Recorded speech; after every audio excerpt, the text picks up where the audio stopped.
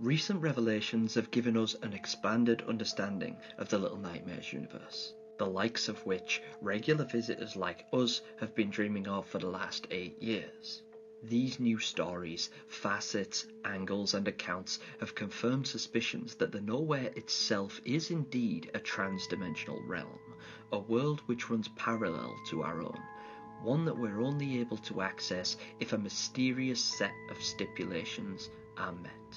A list of qualifications which, once attained, will allow the elusive and ever enigmatic ferryman to guide you into the ethereal expanse we have come to know as nowhere.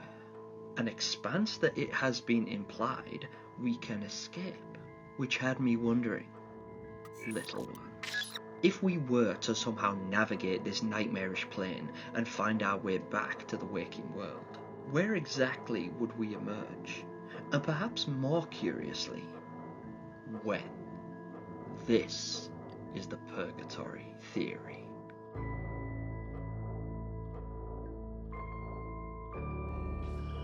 But first, the obligatory spoiler warning. This video will of course contain spoilers for Little Nightmares 1, Little Nightmares 2, Little Nightmares 3, The Lonely Ones by E.C. Myers, the Sounds of Nightmares audio fiction series, and practically anything else Little Nightmares related at this point. Trust me, this one's a doozy.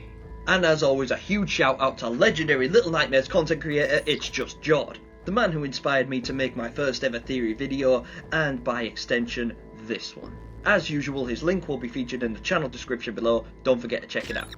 Now with that being said, I'd like to bring up some speculations that I've made in the last year or so, many of which we have explored together during our live community theory crafting sessions.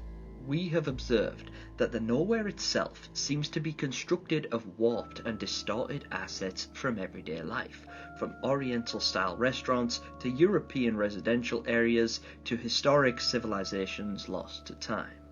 I theorized that the nowhere gives itself form by stealing images and memories from the subconscious of those unfortunate enough to be trapped here. This stands to reason, given the nature of nowhere being accessed primarily through the dreams of visitors as they sleep, and further being evidenced by Noon's experiences in the Sounds of Nightmares, particularly in episode 3, Theatre of the Mind, when Noon recounts specific items from her past appearing in the dream and some of the places looking familiar, even though she doesn't recognize them. This seems to be further, though more indirectly elaborated upon when we find Monster 6 in the signal tower, surrounded by pictures, toys and trinkets, most of which we can safely assume are related to her life outside of the nowhere in some capacity. After finally playing Little Nightmares 3 and being given opportunity to analyse this story and cross-reference my previously stated speculations with the evidence we are presented with throughout the game, particularly towards the end, I feel that I can offer a much more solid explanation as to what exactly nowhere is. But in order to do that, I'm gonna have to get dark. So a pre-warning for you guys, particularly those of you who know me already, because I'm going to discuss something very real and very sensitive. But I promise there's a reason for this cryptic topic. And I will offer some lighter notes when I get to the end of this section, don't worry. To cut a very long and largely unrelated story short, I have a brother. And back in 2018, I was in a very dark place. I confided in my brother privately that I no longer wanted to live and intended to take my own life. Now my brother, although younger than me, is a very stoic and intelligent man. And instead of breaking down or going into a mad panic at this news, he offered me 3 odd words. He said, "Feed the pig." And after a long heart-to-heart, he asked that before I make my decision, I read a story. Feed the Pig by Elias Withrow. This story had quite a profound impact on me, and as you might imagine, covers some very dark topics. But given that you're all Little Nightmares fans, you likely don't mind exploring the macabre. So I don't feel bad recommending that you give it a read for yourselves. But to quickly break it down, following the death of his wife and a subsequent series of misfortunes, the story's main character, Daniel, decides to take his own life by hanging. He sets up the noose, kicks the stool, and passes out. But when he wakes not in heaven or hell, but somewhere in between, the Black Farm. A place disjointed and miserable, full of the lost souls who are dissatisfied with their lives. The demonic entities found within the Black Farm offer lost souls like Daniel two choices. The first is to simply stay, to wallow in the crushing, inescapable misery of this purgatorial realm until it consumes you, forcing you to become a part of it. Or you could always feed the pig. Now, as you might imagine, this is by no means a pleasant experience, but a necessary one, as those who are trapped in the Black Farm only have one way out, and that way is to submit yourself to the crushing, infected, stinking maw of an enormous and grotesque pig. Understandably, Daniel is more than a little hesitant to undergo this hideous process, having no idea whether or not the entities in this dark and uninviting place can even be trusted. So for years upon years he remains, constantly subject to the cold, the starvation and the torture that the Black Farm considers normal, everyday life. Eventually, Daniel, overcoming his fears and insecurities, and having viewed his life from a now altered perspective, would willingly climb into the mouth of the pig and allow it to consume him, his body being subject to its hot breath, crushing jaws, and writhing, constricting tongue as it eats him alive. But then, just when it feels like it can't get any worse, he wakes with a crash. A sore rope burn around his neck and the wind being knocked out of him as he lands on the garage floor. The rope seemingly have snapped under his weight, dropping him unceremoniously to the ground. Alive. Emerging from what feels like a bad dream with a renewed appreciation for life even in his darkest moments. Both the Nowhere in Little Nightmares and the Black Farm in Feed the Pig serve as metaphysical realms of consequence. Not punishment, but reflection through suffering.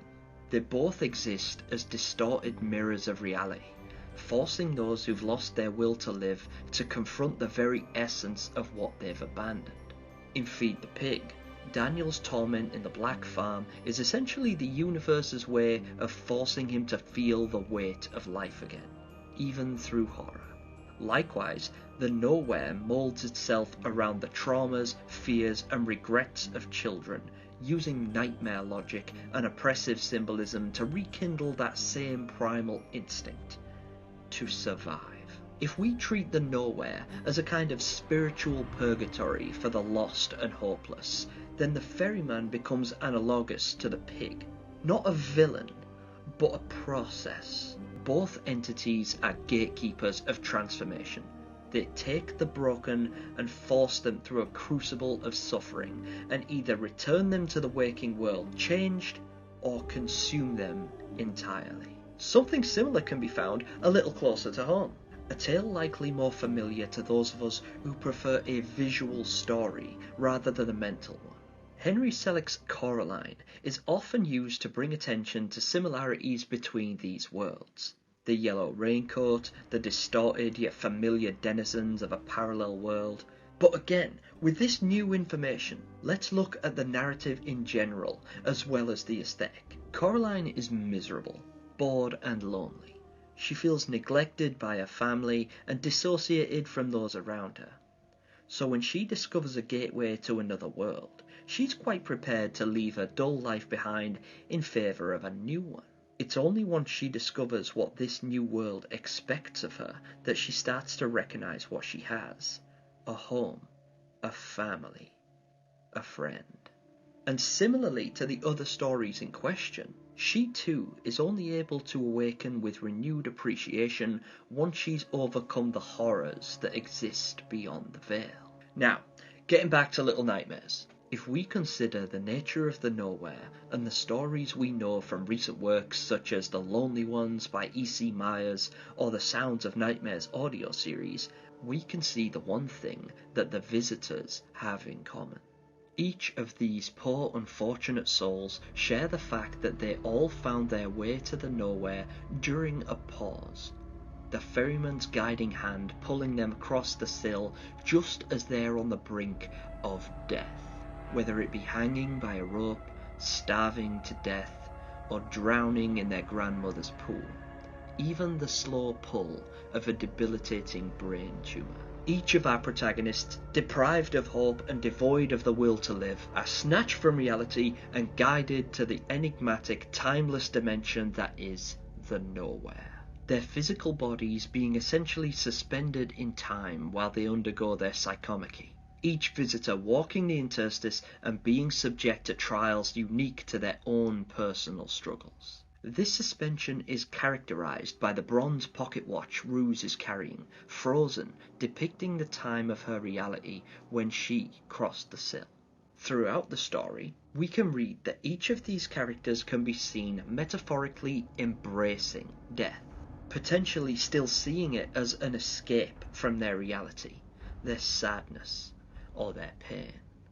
When Ruse happens across a painting depicting the pool she last recalls drowning in before waking up in the nowhere, she walks towards it.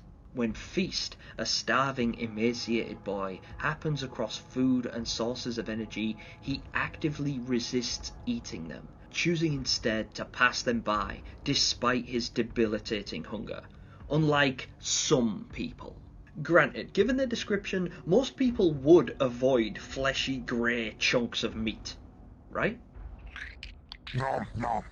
And Mim.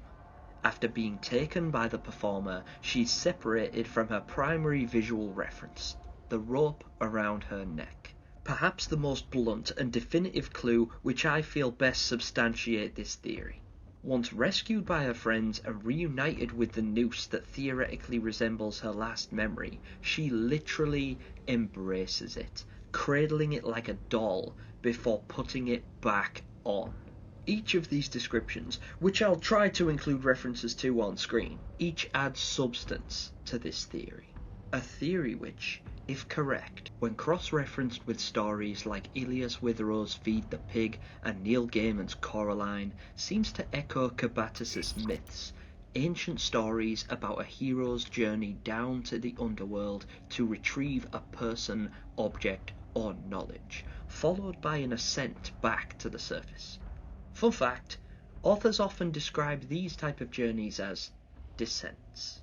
When considering what we now understand about the nowhere and the children subject to its oppression, we can summarise that their fractured memories, stolen and distorted, are used to add shape to the communal expanse and breathing new, more terrifying life into their schools and teachers, their hospitals, their doctors, their therapists.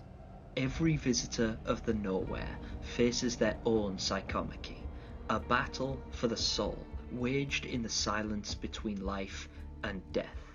Perhaps the nowhere isn't where the lost go to die, but where they go to remember what it means to live.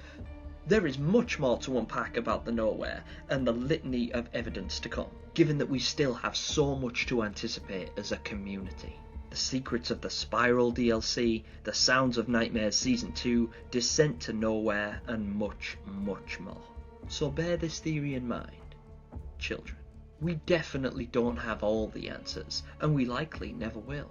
But please do feel free to share your thoughts and theories in the comments section below, because I do read all of them, and I love doing so. And of course, I would absolutely love it if you guys saw fit to join in on one of our live community theory crafting sessions, where superfans from all over the world gather to share their thoughts about this hauntingly immersive universe with me. And not to mention, we also do games and giveaways and such as well, so please subscribe with notifications on if you want to be a part of that. I have every intention of expanding on this theory as more evidence with which to substantiate it comes to light. But for now, I feel like I've rambled on for long enough, so hopefully I'll see you all this weekend for a very special live community event. But until then, little ones, that's game over.